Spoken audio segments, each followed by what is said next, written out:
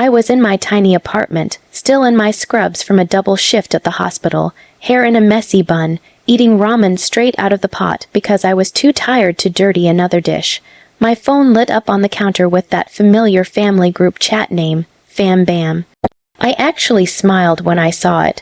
Christmas was, a big deal in my family, matching pajamas, my mom's dry turkey that we all pretended was so juicy, my dad getting way too competitive over charades, my sister Megan's kids ripping open presents like tiny tornadoes. It was loud and chaotic and sometimes annoying, but it was home, so I wiped my hands, picked up my phone, and opened the chat. There it was, a long message from my mom. Hey everyone, so this year we decided to do Christmas a little differently.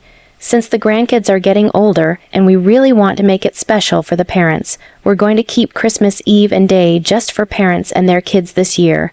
We'll still have a casual get-together for everyone else sometime in January. Love you all. I read it once, twice, 3 times everyone else. I'm everyone else. I scrolled up just to make sure I hadn't missed something. Nope, that was it. Parents and their kids, which meant Megan and her husband and their 2 kids. My brother James and his wife and their baby. My parents obviously and not me. I'm 32, single, no kids. I'm a nurse. I work nights, weekends, holidays.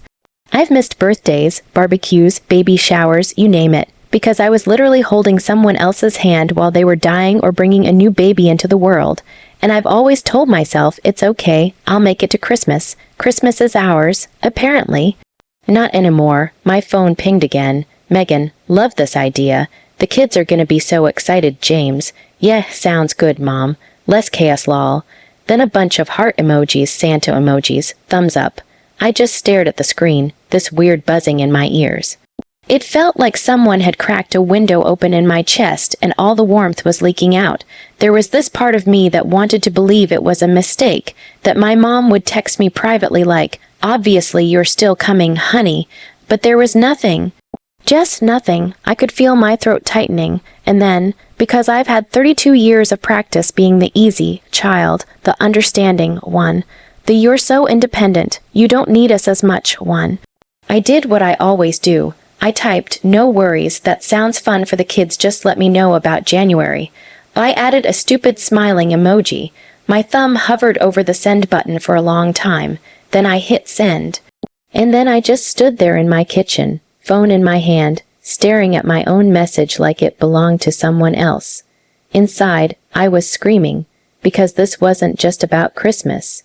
It was about every time my mom had said, well, you don't understand, you're not a mom. Every time Megan's schedule mattered more than mine because she's got the kids. Every time I got stuck at the kids' table, even though I'm the one who brings the fancy wine and half the food. And now, officially, I was. What? An extra, an afterthought, a placeholder relative you can reschedule to January. I put my phone down like it had burned me and just kind of slid down the cabinets to the floor. The ramen sat on the stove, cooling. And I let myself cry. Ugly, snotty, hiccuping crying. The kind of crying where you're not even sure if you're mad or sad or just. Done. And here's the part that messed with me. I was embarrassed. Embarrassed that I cared so much. I kept thinking, maybe I am being dramatic. Maybe it is just for the kids this year. Maybe January will be nice. I could literally hear my mom's voice in my head. Sophia, don't make everything about you. I wiped my face. Stood up, washed the pot, put away the leftovers, moved on autopilot, but something in me had shifted because later that night when I was lying in bed, staring at the ceiling, replaying that text over and over, another thought slid into my mind. Soft at first, then louder, if I'm not welcome at Christmas, what happens if I just stop showing up altogether? What happens if I stop being the backup plan? And then another thought, sharper this time, what happens if they finally have to see what life looks like without the person they take for granted? That was the first tiny seed of revenge. I didn't call them out. I didn't blow up in the group chat. I just smiled at my own ceiling in the dark and started planning. Because if my family wanted Christmas to be for parents only, fine. I was about to show them what it feels like to lose the one person who's always been there quietly holding everything together, and what happens when the extra relative decides she's done being extra. to really understand why that text broke me. You have to know what came before. I am the middle child, which I feel like should explain half of this already. Megan is the oldest, the golden child. Cheer Captain, straight, a student, married her high school sweetheart, popped out 2 kids in 3 years. My mom practically built a shrine to her in the hallway. James is the baby, the sweet boy. He could crash a car into the mailbox and my mom would be like, well, he's learning. Boys will be boys. Me, I was the responsible one. Not in a cute way. In a you'll be fine, you always are, way. When my dad lost his job a few years back, and they were behind on the mortgage, guess whose savings helped keep the house? Mine. When my mom had surgery and Megan couldn't take time off because the kids had soccer and dance and whatever, guess who rearranged her entire nursing schedule to sleep on a recliner in the hospital room for 3 nights? Me. I never complained. I never asked to be paid back. I never kept score. Apparently my parents did, just not in the way I thought. A week after the text, my mom called me. I was in the grocery store staring at the holiday display, those stupid cinnamon-scented pine cones that always make me think of being a kid and decorating the tree. I almost let it go to voicemail, but I answered. Hey, Mom. Hi, honey. Are you at work? You sound busy. No, just at the store. What's up? She launched into this whole thing about how busy she was, how the grandkids were so excited for Christmas, how she couldn't believe how fast they were growing. I did my usual MMHM and AWA, and that's great. Even though my chest felt tight, finally she dropped it. So about that refinance we talked about. Did you get a chance to call the bank? I stopped dead in the middle of the aisle. The refinance, right, quick backstory. My parents' house needed major repairs, roof, plumbing, the works. Their credit wasn't great. The bank was only willing to move forward if someone with better credit co-signed. That someone was me. Before the text, we'd had this long conversation about how we're all family, and this house is your inheritance one day.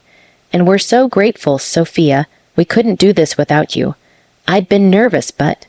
They're my parents, so I agreed, tentatively. I hadn't signed anything yet. Now my mom was talking about it like it was already a done deal. I stared at the bags of sugar in front of me and asked carefully, you still want me to co-sign? She laughed like I'd said something ridiculous.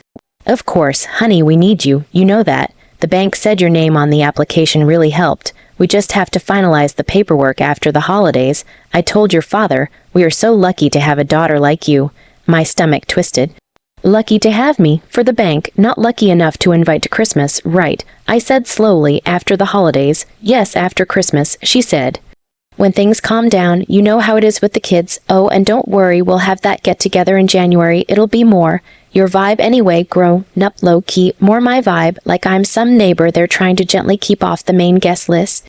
I felt this coldness settle over me, the kind that's not loud or dramatic, just final. Mom, I said, and my voice sounded very calm even to me. Can I ask you something? Of course, honey. If I'm important enough to co-sign on your house, how come I'm not important enough to be at Christmas? There was this long silence on the other end. I could hear the TV faintly in the background.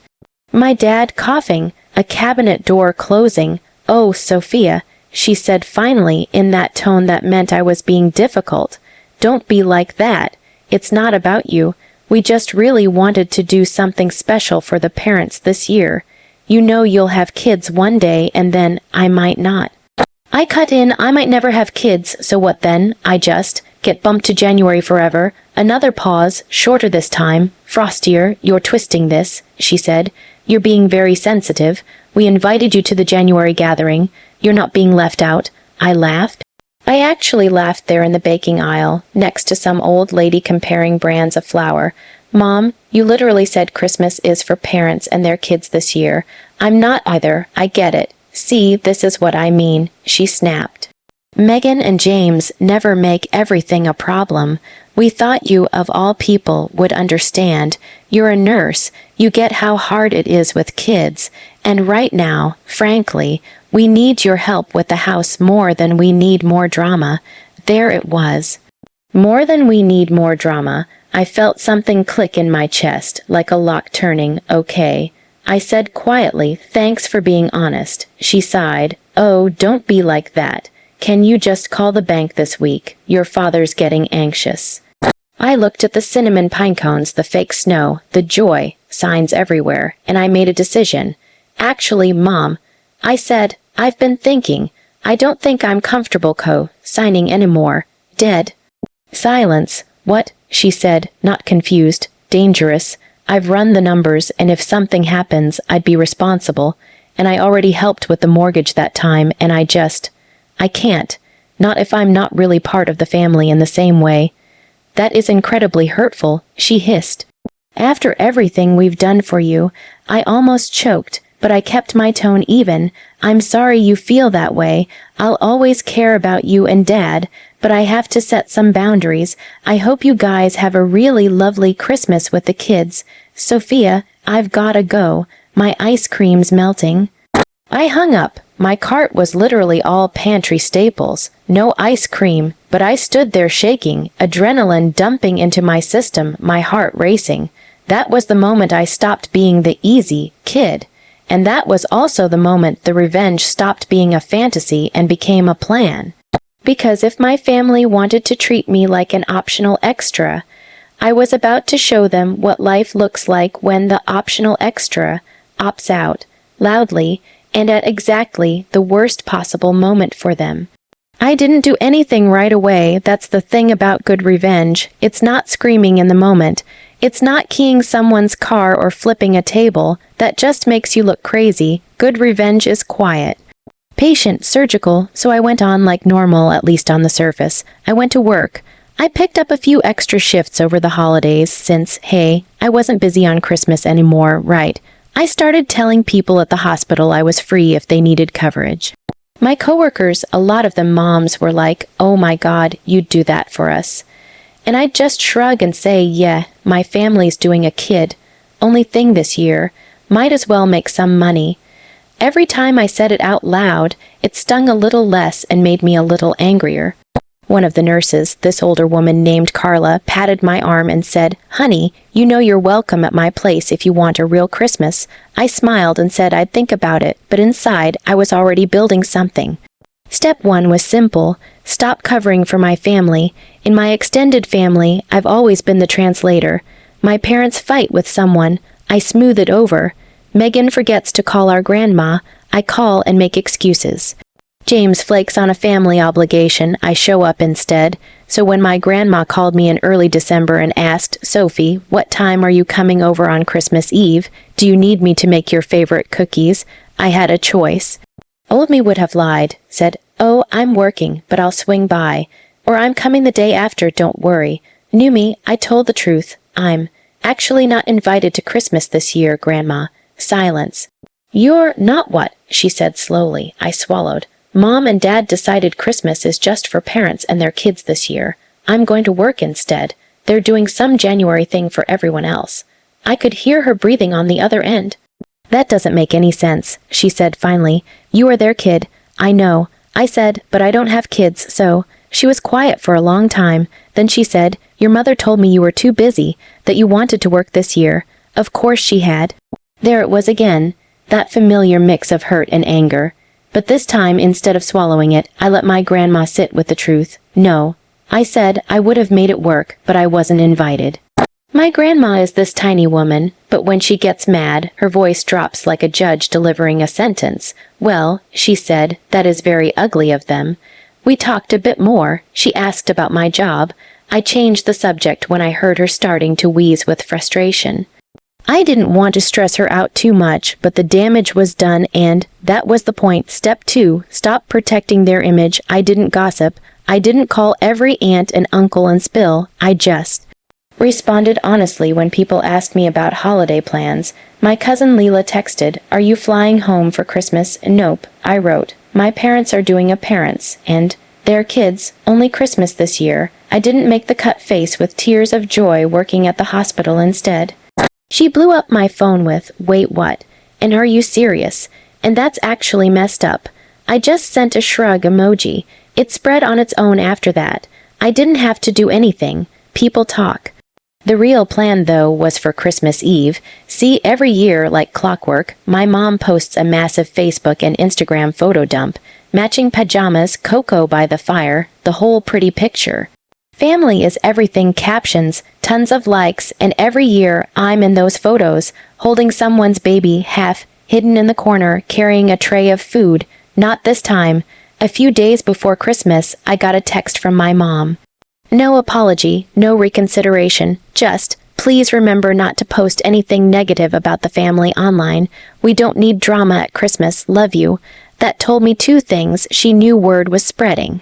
She was more worried about her image than my feelings, so I made a plan that would hit exactly where it hurt her most, the perfect picture. On Christmas Eve, right around the time I knew they'd all be gathering, I took my break at the hospital. I was in the staff room, sipping bad coffee, wearing my cartoon snowman scrub top. The waiting room was full of people whose Christmases were already ruined by life. I was very aware of how small and privileged my drama was compared to, like, the guy in room 3 who just had a heart attack.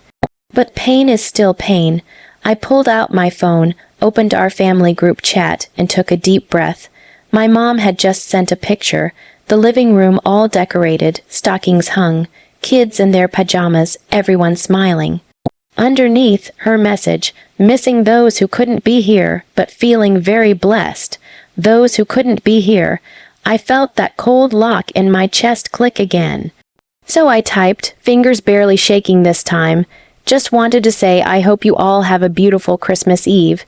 Since a few people have been asking, I want to be clear that I was available to come home this year, and I did want to. I was told Christmas is just for parents and their kids now, and I was invited to a January gathering instead. I chose to work at the hospital tonight so other parents could be with their kids. Merry Christmas. I read it 3 times, then I hit send. And then, for the first time in my life, I did something I'd never done with my family before. I turned my phone face down, put it in my locker, and walked away. I didn't check my phone for the rest of my shift. I delivered meds. I held a woman's hand while she cried because her dad was in surgery. I helped a little boy who'd swallowed a Lego calm down. I grabbed coffee for a resident who looked like he was about to pass out. Around midnight, the hospital got quiet, that weird, heavy quiet holidays bring even in places where life and death are happening. I finally went to my locker, sat on the bench, and pulled out my phone. 97 notifications, family group chat, blowing up, missed calls from mom, dad, Megan, texts from cousins, a voicemail from my grandma. I took a deep breath and opened the group chat first. Megan, wow, Sophia, seriously, you're gonna put this on blast like that? James, this wasn't meant like that. You're making it weird. My dad, call your mother, now. And then my mom, I cannot believe you would embarrass us like this in front of everyone. We were trying to do something nice for the grandkids and you have twisted it into some kind of attack. This is exactly why we needed a peaceful Christmas. You need to delete that message, that word again. Twisted, I scrolled up. My message was still there, simple and calm.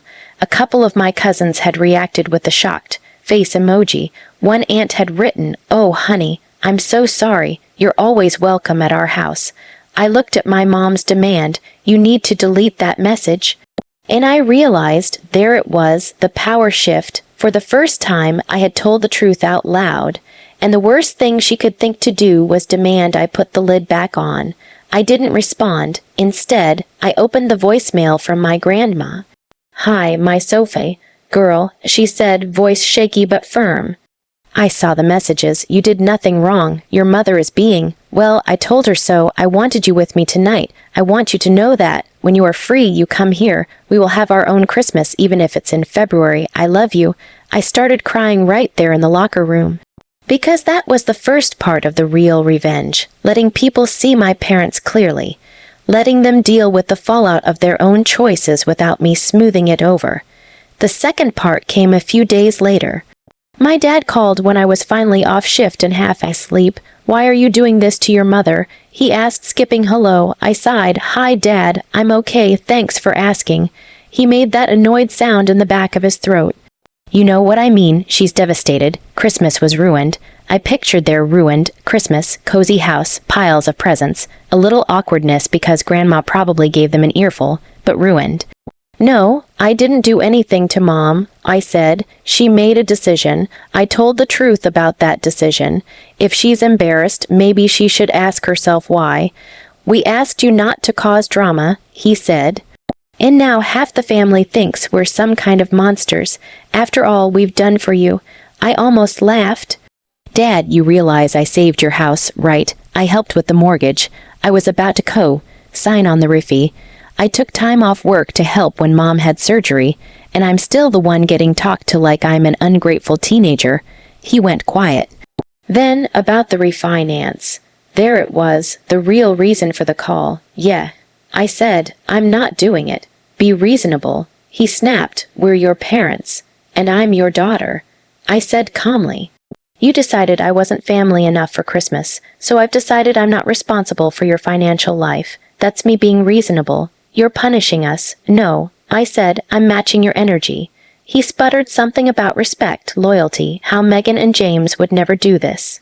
I let him finish, Dad. I said finally, I love you, I always will, but I'm done being the quiet support beam you lean on while acting like I'm optional. If I'm optional, so is my help. You taught me that. He hung up on me. For a split second, I almost called back, almost apologized, almost did what I've done my whole life. Instead, I put my phone down and sat in the silence, and in that quiet, something else happened. My phone buzzed. It was a group text, not the main family one. This one was titled Cousins Only. Leela, we're doing an orphan Christmas next year. No parents allowed.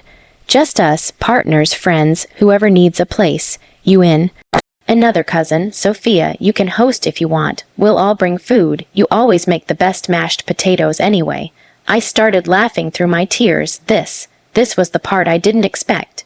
The revenge had started as a way to make my parents feel how they'd made me feel. Left out, unimportant. But what it really did was crack open a door I didn't know existed. It made space for a different kind of family. A few weeks later, I went to my grandma's tiny apartment with a store, bought pie and a bottle of wine. We sat at her table, just the two of us, and she gave me a Christmas card she'd been saving.